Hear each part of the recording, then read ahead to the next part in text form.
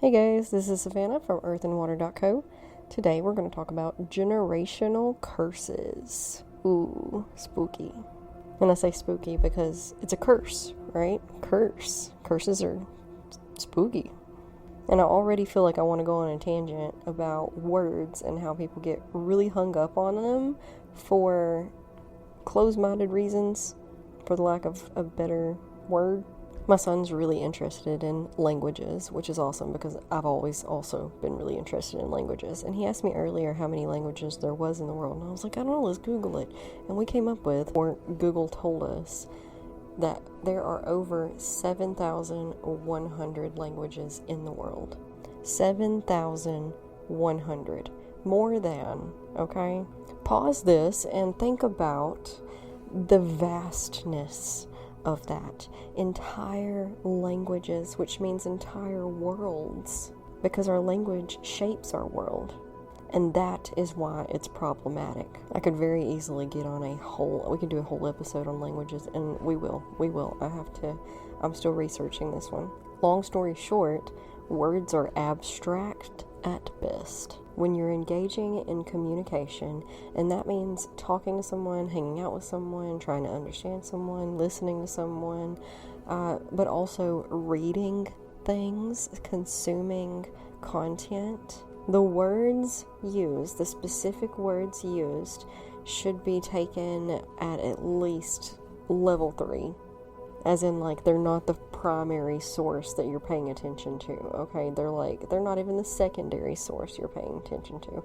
They're the third one. If you get hung up on the words being used, you miss the intention and the message behind them if they don't fall within the realms of what words you would have used for such things. And right there, you cut off understanding. For example, my use of the word witchcraft has definitely given me problems. For one, I live in the Bible Belt, so there's that. It took me a very long time we can go on a tangent about that as well. When the word witchcraft started popping up all over the internet, kind of mainstream-like, I was like, oh, how cute. They think they're witches. How sweet.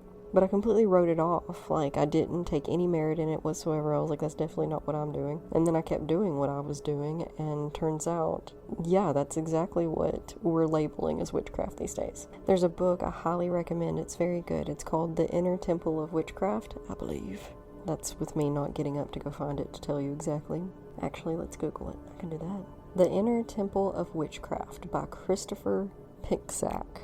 I'll link it below for you. But I had this book. My friend wanted me to read it with her. She picked it out. I was like, meh. But okay. It's actually a very good book. But I went from hiding this book from my family when they came over to breaking down and being like, okay, we're going to use this word because you know what? We got to break the stigma around this. And in me doing that and breaking the seal of hiding, the fact that, everybody already knew I was into yoga, meditation, crystals, herbs, energy work, sacred geometry, psychology, philosophy, giving back to nature, being a decent person, and wrapping it all together in a neat little package is what we're calling witchcraft these days. And so I broke down, and the first ever content that I produced using that word was like the second episode of this podcast. Of course, it has its own accompanying blog post. I explained all of this, okay? Why are people still afraid of the word witchcraft? But I've had people come to me and tell me that I need to use different words, and I've had a former employer blocked me across all social media platforms. I cannot prove, I do not know for a fact it was because I posted this episode and used that word, but I'm pretty confident that that's what it was. And on one hand, I get it, I was hiding the book from my family, okay? I totally get it. I was born and raised in the Bible Belt, North Alabama, yeah, I feel you. I understand, sorta. At the same time, though, y'all, it is 2023. You have access to Google. I explain myself fully in everything I post. I hope. If I don't, let me know. Talk to me about it, At this point, it's on you. you know? So anyway, the reason I bring all of this up and go on that huge tangent, which is half as long as most of my episodes, is because we're talking about generational curses, which falls right into all of this. So what do we mean by generational curse? Chances are if you're here, you probably already know, but for those who are just, following along because they're supporting me or whatever, let's explain it to them. Generational curses are what we're calling trauma that is passed down through generations. So let's say your grandparents went through something and that caused them to believe a certain way, behave a certain way, speak a certain way, raise their children a certain way. And then their children turned around, adopted these patterns because, we learn most from our caregivers. And they turned around and had children of their own and voila, treated them the exact same way. Now, this particular curse in our scenario here is only 3 generations long, right?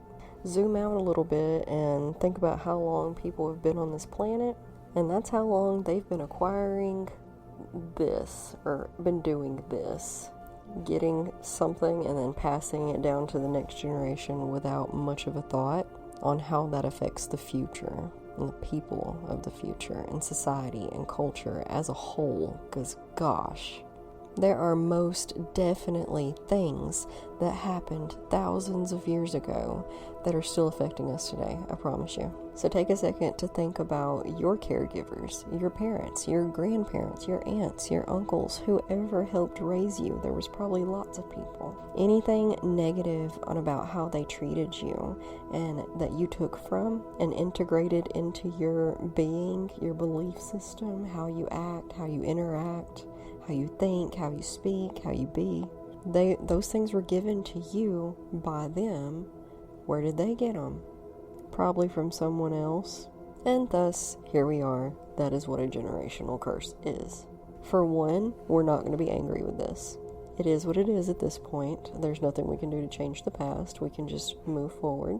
Although, by healing yourself, you heal past generations and whatnot. We can dissect that statement a lot. For the most part, of course there's bad eggs here and there, of course.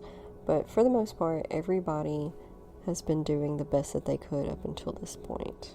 And we didn't have internet until just a little while ago. So there was not any way that we could communicate with one another and figure out that we were, in the first place, doing something wrong at all, because we didn't even know that much. If you've never seen a pair of shoes in your life, you don't know that you don't know how to tie them. So we're not going to be mad about the past. We're going to try and find acceptance, okay? People talk about forgiveness. Acceptance. We'll do an episode on that one day. Make sure you like and subscribe or whatever you do over here. Okay, great. So now what? So we have the thing. We're reluctantly not mad about the thing, or at least trying not to be mad about the thing. How do we fix the thing? Honestly, it really boils down to the same way you fix all the other trauma and healing and whatnot. For one, I find it super helpful to identify it to begin with, so that you can, once you identify it, you can more easily recognize it and the things that it's causing when it pops up. Once you identify it, you can start analyzing it and dissecting it and trying to pick it apart and figure out what's going on, where it comes from, what it's causing in your life, how to break those patterns with different patterns. This is where I am a huge advocate of journaling, because writing it down gives you a overhead third person type of perspective that helps you really analyze things better. From there, it's really just a matter of paying attention to yourself, keeping awareness at all times of what you're thinking, what you're saying, what you're doing, how you're acting.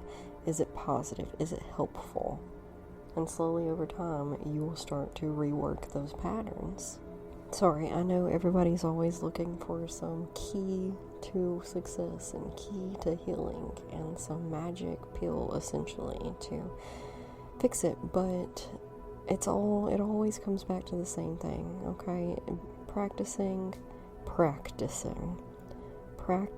awareness, mindfulness, just doing a little bit better than last time or this time even, okay? It doesn't have to be like if you lose your temper this time, you don't have to wait until next time to try again.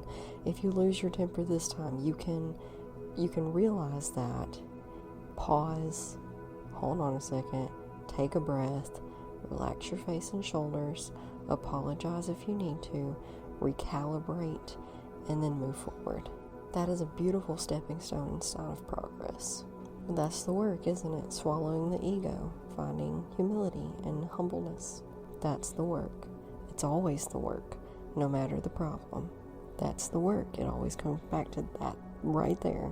And you can't consume more content to make it happen. You have to just be there and mindful and aware, conscious, and do it in the moment. Every interaction is an opportunity to practice. Every moment is an opportunity to practice. That does not mean it is easy, but it is kind of simple.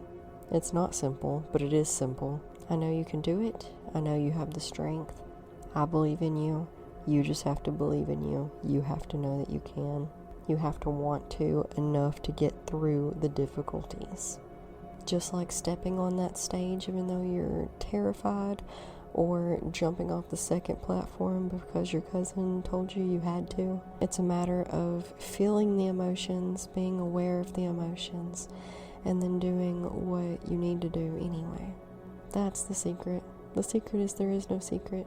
There is no secret ingredient in the noodles. But we are here for moral support, because that can matter more than anything in the world. Moral support can be your secret ingredient for sure. And I hope that we can offer that in the Facebook group. Come hang out with us, reach out, share your struggles, and we'll do our best to support you. Keep searching for the resources that you need if you still feel like you need. Reach out. Let me know. Let me know what you think you need, and we'll go from there. And I don't mean to sound snarky with the whole what you think you need thing, because if you need that, then we'll do our best, okay? I am here to help, but you kind of got to guide me to how to help, because every single person on this planet needs different things. And if you don't know what you need, neither do we.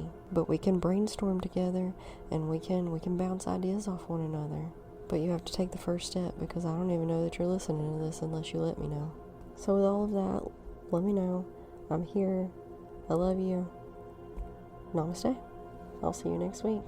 Relax your face and shoulders. Take deep belly breaths. Relax everything down. Ground your energy. Allow yourself to just exist for a few minutes. And I'll talk to you next week.